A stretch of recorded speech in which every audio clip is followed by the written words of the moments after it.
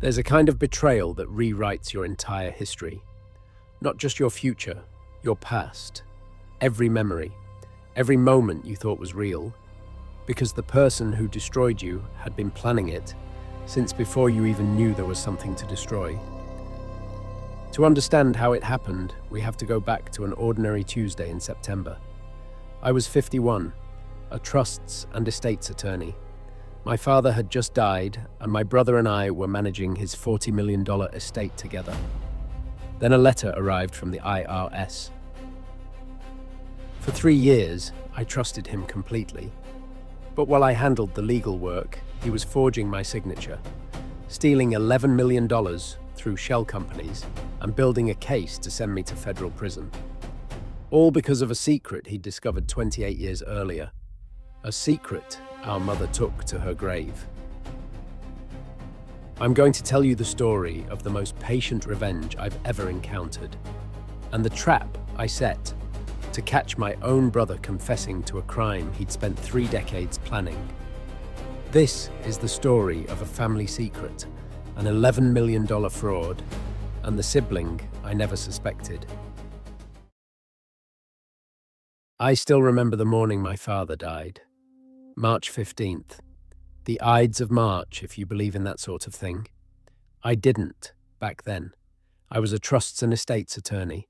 I believed in documents, signatures, fiduciary duty. I believed that if you structured things correctly, you could protect the people you loved from the chaos of death. I was 51 years old, a partner at a mid-sized firm in Philadelphia, and I had spent my entire career helping other families navigate the precise situation I now found myself in. My father, Richard Callahan, had passed away at 78 after a mercifully brief battle with pancreatic cancer. He left behind a commercial real estate portfolio worth approximately $40 million. Strip malls, office buildings, a small apartment complex in Bucks County.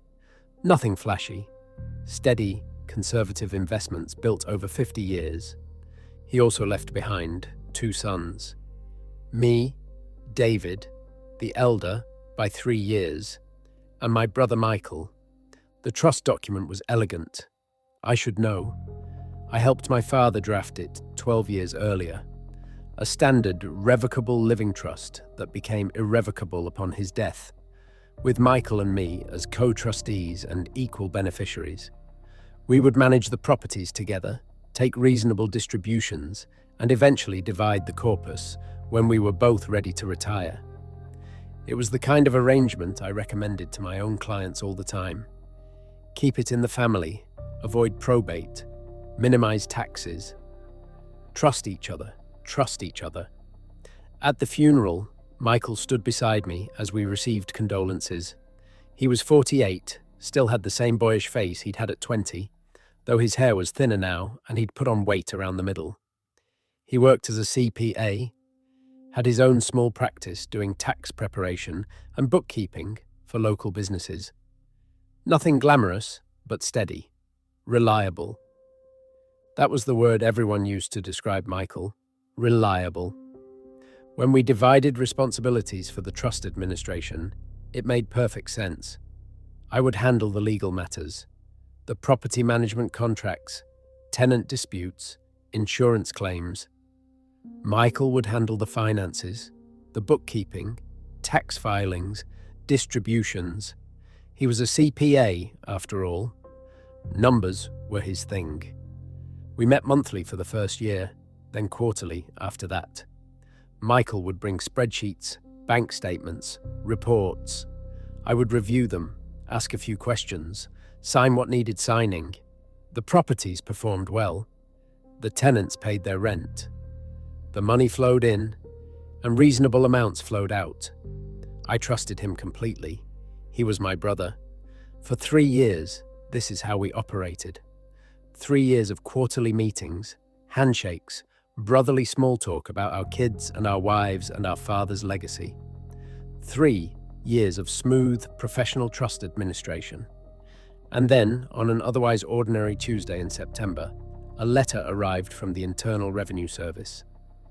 The envelope was thin, In my experience, thin IRS envelopes are worse than thick ones. Thick means forms, instructions, bureaucracy. Thin means someone is paying attention. It was a notice of examination. The trust was being audited for the previous 3 tax years. Specifically, they had questions about distributions, related party transactions, and management fee deductions. I called Michael immediately. "I saw it," he said. His voice was calm. "I'm pulling the files together. Don't worry, David. It's probably just a random selection. You know how these things go. We'll get them the documentation, and it'll be fine." I wanted to believe him. And because he was my brother, because he'd always been reliable, I did. The IRS assigned a revenue agent named Patricia Okonkwo. She was meticulous, thorough, and utterly humorless. Over the following 6 weeks, she requested every document imaginable. Bank statements, cancelled checks, invoices, contracts, K1s, depreciation schedules, meeting minutes. Michael handled most of the requests.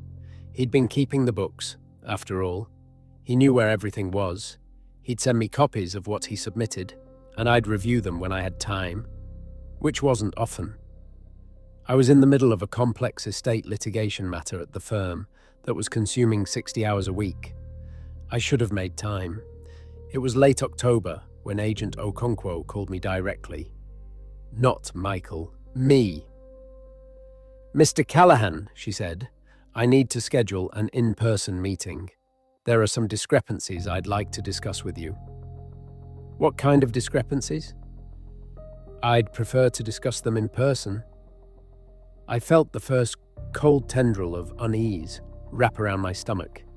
In 25 years of practice, I'd guided dozens of clients through IRS audits. Discrepancies was never a good word. The meeting was scheduled for November 3rd. I told Michael I'd handle it alone. No need for both of us to take time off. He agreed, readily. Too readily, I would later realize. I walked into that IRS field office believing this was a paperwork problem, a misclassified expense, a distribution that should have been categorized differently. I walked out 2 hours later, understanding that my entire life was about to collapse. Agent Okonkwo laid it out methodically, the way you'd explain a math problem to a struggling student. Over the previous 3 years, approximately $12 million had been distributed from the trust. This was not, in itself, unusual. The trust generated significant income, and distributions to beneficiaries were expected. The problem was that 8 million of those distributions had gone to entities I had never heard of. Callahan Property Services, Keystone Management Partners, Delaware Fiduciary Holdings. These entities received payments characterized as management fees and consulting services, Agent Okonkwo said, sliding documents across the table. "According to the records provided by your brother, you authorized these payments." I stared at the documents. They were authorization forms, typed on trust letterhead. My signature was at the bottom of each one. Except I had never seen these forms before. I had never authorized these payments, and I certainly had never signed these documents. "That's not my signature," I said. Agent Okonkwo's expression didn't change. "Mr. Callahan, I've compared these signatures to other documents you've signed in connection with this trust. They appear consistent. They're forgeries. That's a serious allegation. It's the truth." She slid another document across the table, bank records showing wire transfers. The originating account was the trust's operating account at First National. The destination accounts were at banks in Delaware and Nevada, states known for their opacity in business registrations. The wire transfers were initiated using the trust's online banking credentials, she said. The IP addresses trace back to your home and your law office. I felt the room tilt slightly. "That's not possible." "Mr. Callahan, I'm going to be direct with you. The documentation suggests a pattern of fraudulent distributions disguised as legitimate business expenses. The total exceeds $8 million. Given your role as co-trustee and your professional background, the service is treating this as a potentially criminal matter. I'm required to advise you that you have the right to consult with an attorney before answering any further questions. I was an attorney, a trusts and estates attorney who had spent 25 years advising people on how to properly administer fiduciary accounts. And I was sitting in an IRS field office, being read something very close to my rights. I need to see everything, I said. Every document my brother submitted, every record you've gathered. Your brother has been cooperative, she said. He expressed surprise when we raised these concerns. He said you handled most of the financial decisions. The cold tendril in my stomach turned to ice. I drove straight from the IRS office to Michael's house. He lived in a nice colonial in Doylestown. Not extravagant, but comfortable. The kind of house a successful small-town CPA would own. He answered the door in a cardigan, reading glasses pushed up on his forehead. He looked concerned, brotherly. "David, I've been worried. How did the meeting go?" I pushed past him into the house. $8 million, Michael. $8 million to companies I've never heard of. Authorized by documents I never signed. His face arranged itself into confusion. "What are you talking about? Callahan Property Services? Keystone Management? Delaware Fiduciary Holdings? Ring any bells?" "Those are the management companies we've been using. You approved them. Don't you remember? We discussed it at the quarterly meeting and it must have been 2 years ago. You said it made sense to professionalize the property management." "I never said that. I never approved anything." Michael's expression shifted from confusion to something like hurt. "David, I have the meeting minutes. I have your signatures. Are you feeling all right? This audit has clearly been stressful, but..." "Show me the meeting minutes." He did. He walked me to his home office. Neat, organized filing cabinets labeled by year and category. He pulled a folder. Inside were minutes from a trustees meeting dated 18 months earlier. The minutes described a discussion of professional property management services, a resolution to engage qualified vendors, and authorization for Michael to execute service agreements on behalf of the trust. My signature was at the bottom, my signature and Michael's. I had no memory of this meeting. I had no memory of signing this document. "I didn't sign this," I said. Michael took off his reading glasses and rubbed his eyes. "David, I don't know what to tell you. You were there. We had coffee. You made a joke about Dad never trusting anyone outside the family to manage his properties and how times had changed." He described the meeting in detail. The coffee was from Wawa. I'd been wearing a blue tie. His wife had popped in to say hello. The details were so specific, so plausible. "This is insane," I said. "Someone is forging my signature. Someone is stealing from the trust." Michael's expression hardened slightly. "And who would that be, David? Because from where I'm standing, you're the one with power of attorney over the accounts. You're the one with legal training. You're the one the IRS is asking questions about. You handle all the finances. I handle the bookkeeping. You make the decisions. That's what we agreed." I stared at my brother, my younger brother, who I'd protected from bullies in middle school, who I'd helped get his first job, who I'd trusted completely for 48 years. "Michael," I said slowly, "did you do this?" His face went pale, then red. "Get out of my house." "Did you steal $8 million and frame me for it?" "Get out!" I left. I sat in my car in his driveway for 20 minutes, my hands shaking so badly I couldn't start the engine. Either I was losing my mind, signing documents I couldn't remember, authorizing transactions I had no recollection of, or my brother had spent 3 years methodically stealing from our father's legacy and constructing an elaborate frame to destroy me. I'm a trusts and estates attorney. I've seen families tear themselves apart over money. I've seen siblings who loved each other become enemies over inheritances. I've seen people do terrible things when they felt entitled to something they didn't receive. But this was Michael. Reliable Michael. My brother. That night, I did something I should have done 3 years earlier.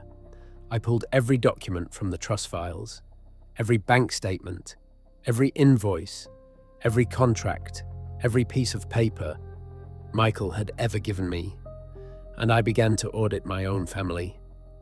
What I found over the following weeks was devastating in its thoroughness. The shell companies, Callahan Property Services, Keystone Management, Delaware Fiduciary Holdings. They had been created within 6 months of my father's death. All three were Delaware LLCs with registered agents that led to dead ends. The members were other LLCs, which were owned by trusts, which were managed by nominees. It was the kind of structure I'd seen sophisticated fraudsters use. Layered, intentionally opaque. The management fees paid to these companies were plausible on their face, roughly consistent with what legitimate property management would cost. A busy trustee reviewing quarterly reports might not question them. A busy trustee who trusted his brother definitely wouldn't question them. The authorization documents bore my signature, but when I examined them closely, when I placed them under magnification and compared them to signatures I knew I had made, I began to see inconsistencies. The pressure patterns were wrong. The letter spacing was slightly off. These were good forgeries, but they were forgeries. I hired a forensic document examiner. His preliminary conclusion: the signatures were likely traced from exemplars, then carefully inked over. A painstaking process, but effective. The wire transfers were more troubling. They had originated from IP addresses associated with my home network and my law office. Either Michael had physically accessed my computer, or he had installed some kind of remote access software. Either way, it showed planning, patience, years of patience. But the most damning thing I found was the bank account. Hidden in the Delaware Fiduciary Holdings structure was a sub-account that I almost missed. It received regular transfers from the other shell companies. Smaller amounts, $50,000 here, $75,000 there. The account statement showed the beneficiary as D. Callahan Family Trust. A trust I had never created. A trust that existed solely on paper. A trust whose supposed purpose was to receive the proceeds of fraud. Fraud that every piece of documentation attributed to me. Michael hadn't just stolen the money. He'd built a case. A prosecutable, career-ending, life-destroying case with me as the defendant. I sat in my home office at 3 a.m, surrounded by documents, and I finally asked the question I'd been avoiding. Why? Why would Michael do this? We'd never had a falling out. We'd never competed for our father's affection. Or so I thought. I'd helped him, supported him, trusted him. He'd been at my wedding. I'd been at his children's baptisms. What could possibly justify this level of betrayal? My mother had died 7 years before my father. Breast cancer, caught too late. She'd been private about her illness until near the end, and private in general. A woman who kept her own counsel, who loved her family fiercely but quietly. After she died, my father had asked me to sort through her personal effects. He couldn't bear to do it himself. I'd spent a weekend in my parents' house, packing away clothes and jewelry and a lifetime of accumulated memories. What I hadn't done, what I'd been too grief-stricken and too busy to do, was read through every piece of paper in her desk. I'd packed the papers in boxes and stored them in my father's attic, intending to go through them later. Later never came. After my father died, the boxes went to a storage unit with other family items, and I forgot about them.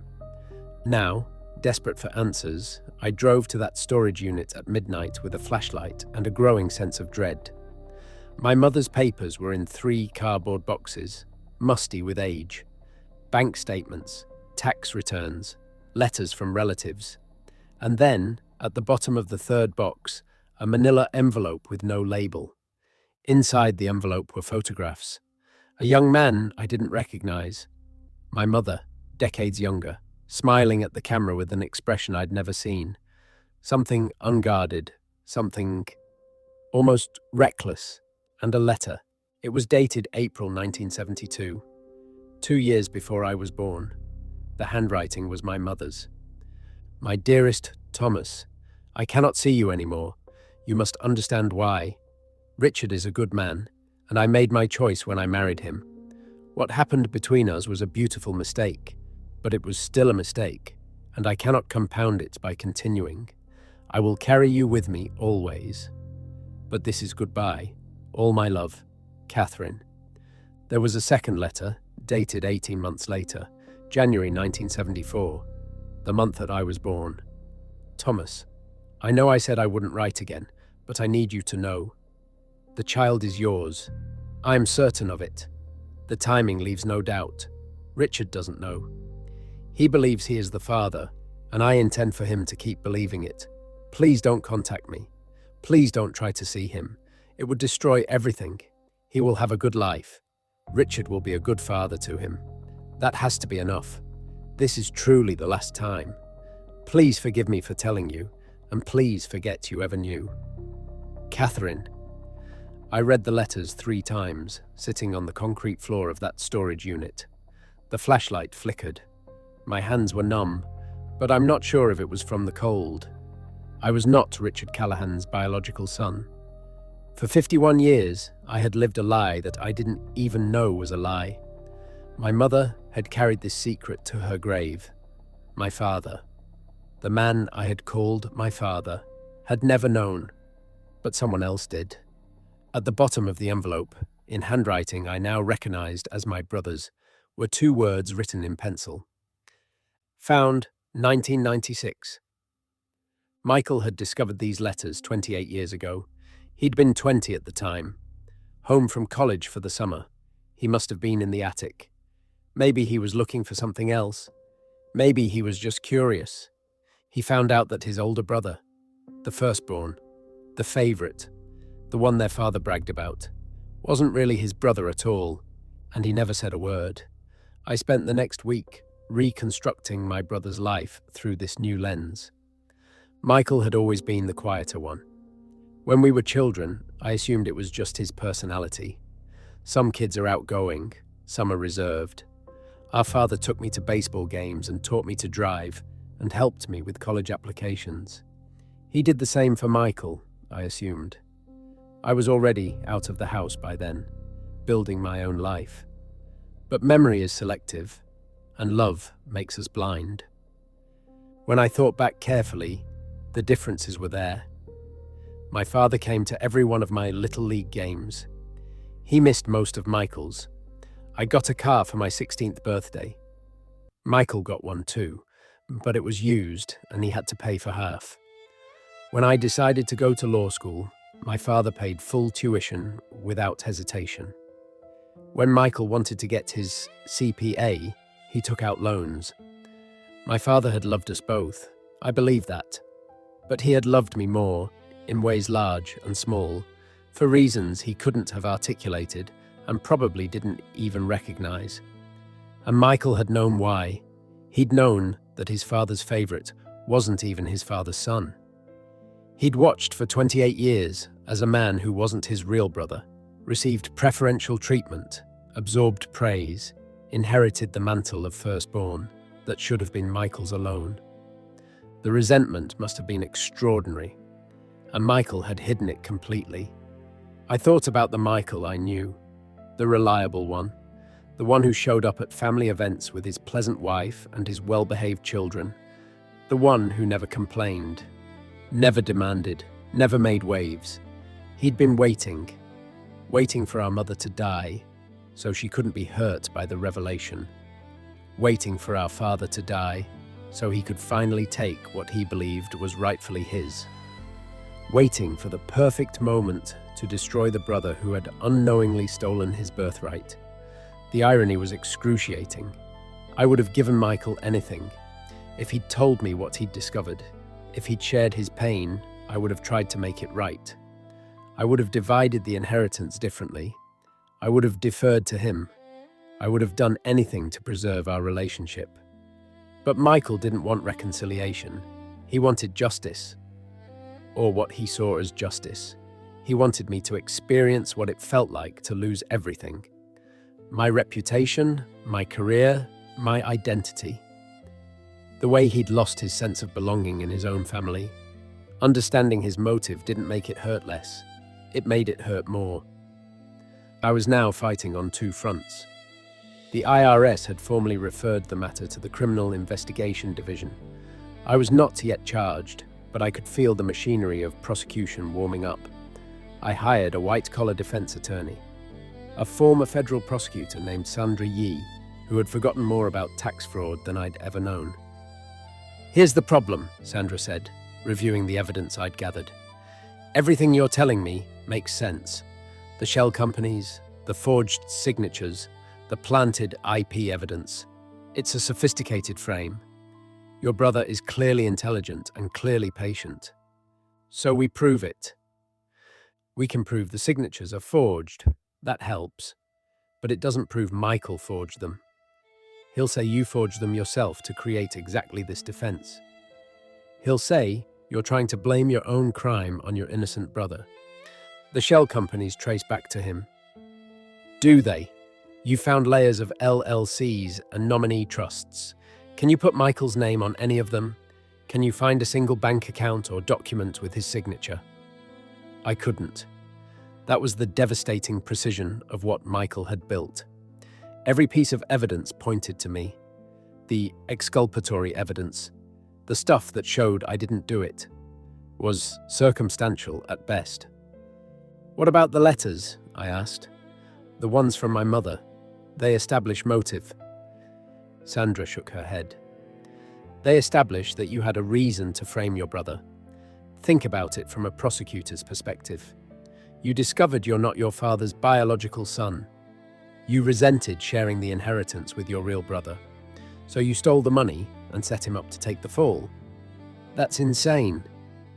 It's exactly as plausible as your story. More plausible, actually, because you're the one with the legal expertise to construct this kind of fraud. I put my head in my hands. So what do I do? You need Michael to confess, or you need documentary evidence directly linking him to the shell companies. Without one of those, you're going to trial with a coin flip defense. I went to see Michael one more time. He answered the door, but didn't invite me in. His wife and kids were out. The house was silent. I know, I said. Know what? I found the letters, Mum's letters. I know what she did. I know what you discovered in 1996. Something flickered across Michael's face. Not surprise. He was too controlled for that. More like recognition, an acknowledgement that we were finally speaking plainly. So, he said, so I understand why you hate me. I understand why you did this. But Michael, I didn't know. I never knew. How could you destroy me for something I didn't even know about? Michael stepped onto the porch and closed the door behind him. When he spoke, his voice was quiet and utterly cold. Do you remember Dad's 60th birthday? The surprise party at the club? I remembered. 20 years ago. A big event. Family and friends. He gave a toast, Michael continued, to his sons, his 2 boys, and he talked about how proud he was. He talked about you for 5 minutes, David, your career, your accomplishments, your beautiful family. And then he said, and Michael, of course, who's always been so reliable. The word hung in the air between us. Reliable, Michael repeated. That's all I ever was. The reliable one. The one who showed up and did what was expected and never complained. And I watched him love you. You. When you weren't even his. Michael. You got everything, his attention, his money, his pride, and you didn't even deserve it. You were a lie, David. Your whole life has been a lie. I didn't choose this. I didn't know. That's what makes it worse. His voice cracked slightly. The first genuine emotion I'd seen. You got to be the golden child without even trying, without even knowing why. And I had to watch. For 28 years, I had to watch. So you stole $8 million and framed me for it. Michael's face smoothed back into blankness. I don't know what you're talking about. I've cooperated fully with the IRS investigation. If there's been fraud, they'll find who's responsible. They'll find the evidence you planted. I think you should leave, David. Michael, please. We can still fix this. I'll give you everything, the whole inheritance. I don't care about the money. Just tell the truth. Don't let this destroy both of us. He opened the door to go back inside. At the threshold, he paused. You know what the worst part is? Dad died thinking he had 2 loyal sons. He died happy, David. He never knew his precious firstborn was another man's child. I gave him that. I kept the secret to protect him. And how did you repay that kindness? I didn't do anything. You existed. That was enough. The door closed. The deadbolt clicked. I drove home, knowing that my brother would never confess. He'd constructed his revenge too carefully, waited too long, sacrificed too much. He would watch me be destroyed, and he would feel nothing but satisfaction. Unless I could find another way. Sandra Yee had said I needed documentary evidence linking Michael directly to the shell companies. So far, every trail led to dead ends. Nominee directors, registered agents, layers of corporate opacity. But there was one entity I hadn't fully investigated: Delaware Fiduciary Holdings. The company at the center of the web, the one that held the D. Callahan Family Trust sub-account. The account designed to make me look guilty. I hired a private investigator named Marcus Webb, a former FBI financial crimes specialist who now worked independently. His fee was substantial, but I was fighting for my life. The Delaware companies are professionally structured, Marcus reported after 2 weeks of digging. Whoever set these up knew what they were doing, but they made one mistake. What mistake? Delaware Fiduciary Holdings has a registered agent, a company called Coastal Administrative Services. It's a standard corporate services firm, handles thousands of LLCs. But 3 years ago, when DFH was formed, someone had to show up in person to sign the initial documents. Michael?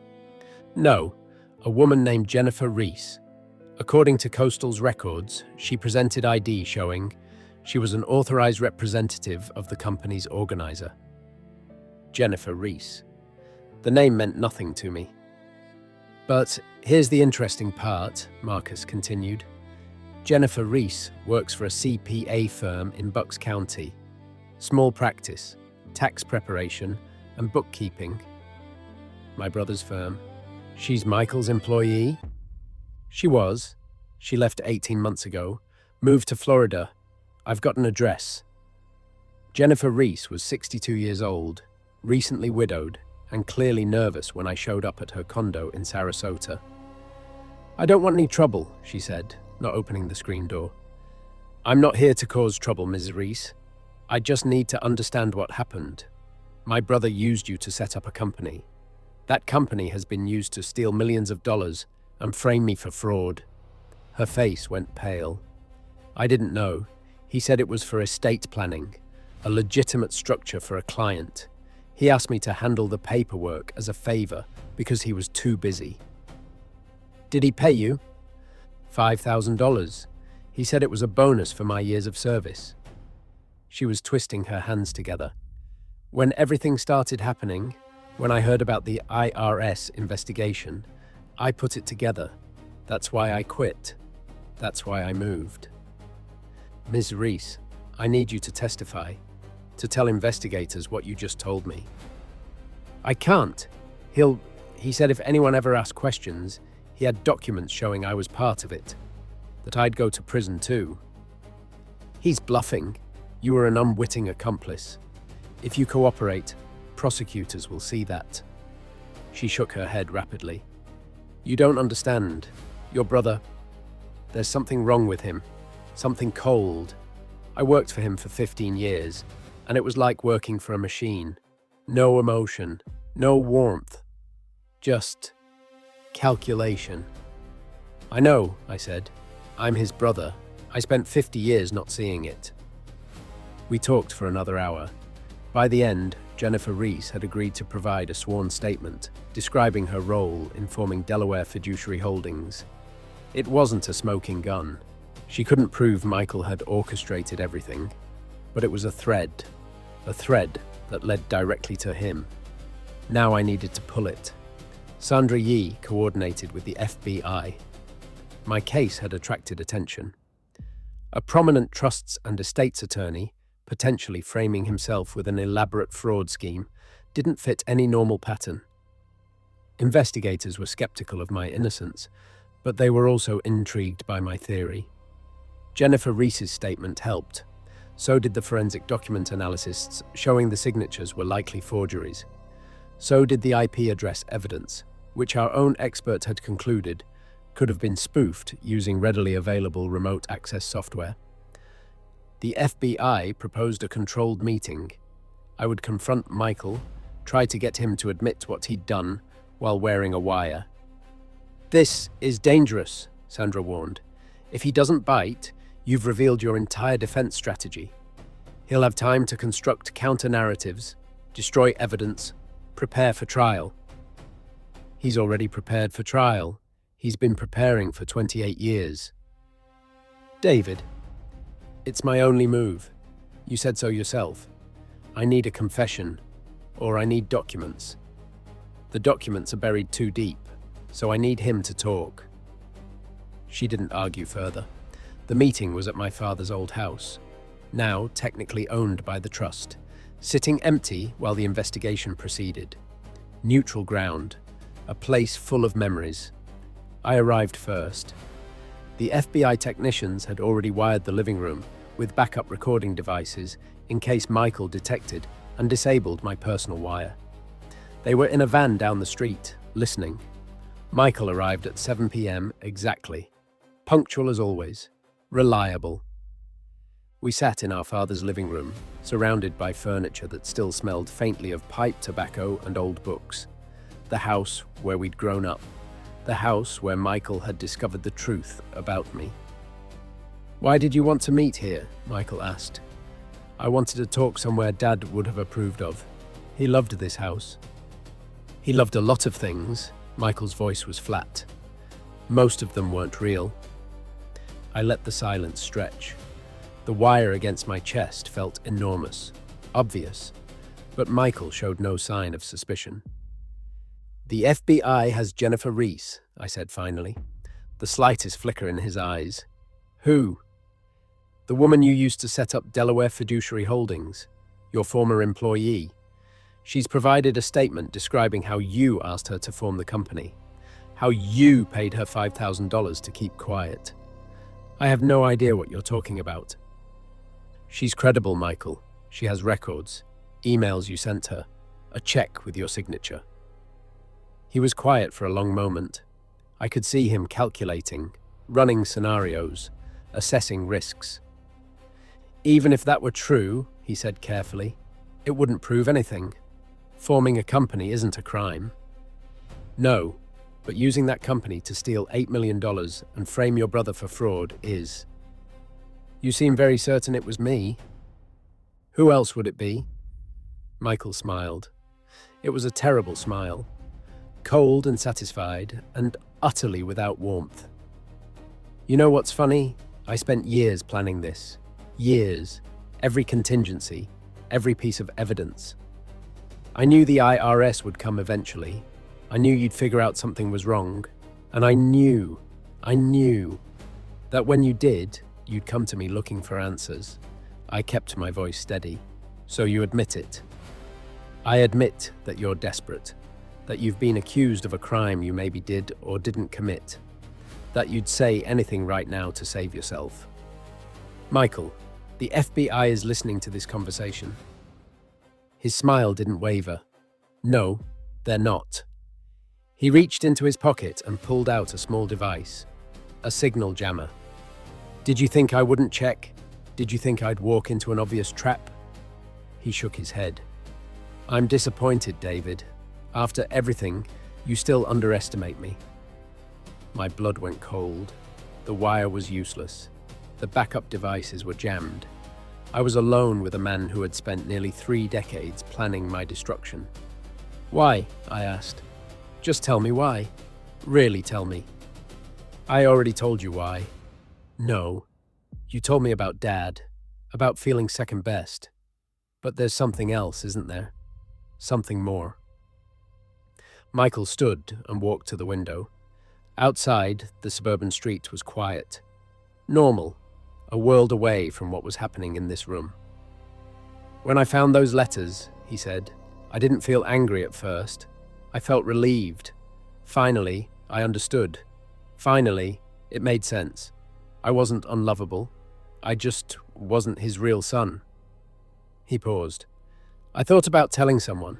Mom, Dad, you. But then I realized, if I told, I'd be the villain. I'd be the one who destroyed the family, and you'd still be the favorite. You'd still be the golden child, the wronged party. So you decided to wait. I decided to be strategic. Mom had cancer. She died a few years later. I wasn't going to burden her final years. Dad was getting older. Why devastate him with the truth? Let him die happy. Let him believe his precious firstborn was really his. That was kind of you. I meant it, even then. It wasn't kind. It was practical. And it gave me time to plan. He turned from the window. In the dim light, his face was strange, half-shadowed, unreadable. The trust was the perfect vehicle. You'd be too busy with your important legal career to pay close attention. I'd handle the finances. Year after year, small amounts at first, then larger. Building the shell structure, planting the evidence, waiting for the right moment to trigger the audit. You filed the anonymous tip to the IRS. Obviously. And now? And now you're finished. Even if you somehow beat the criminal charges, you'll be disbarred. Your reputation will be destroyed. Your wife will leave you. Your children will wonder if their father is a thief. You'll spend the rest of your life as a cautionary tale. Like you've spent yours in my shadow? Something shifted in his expression. A flash of the real Michael, the wounded one, the one who'd been waiting silently for 28 years. Yes, he said quietly. Exactly like that. The signal jammer chirped, low battery. And in that moment, I realized something. The jammer had been blocking the wireless signals.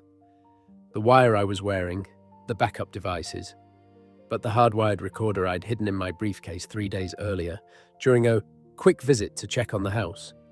That was still running. Michael didn't know about the briefcase. The recording was enough.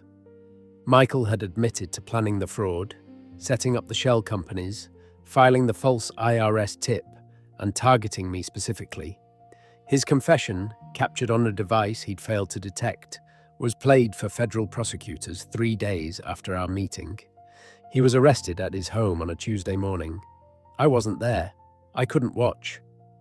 The criminal case against me was dropped. The IRS investigation shifted focus. Within 6 months, forensic accountants had traced the full scope of Michael's scheme.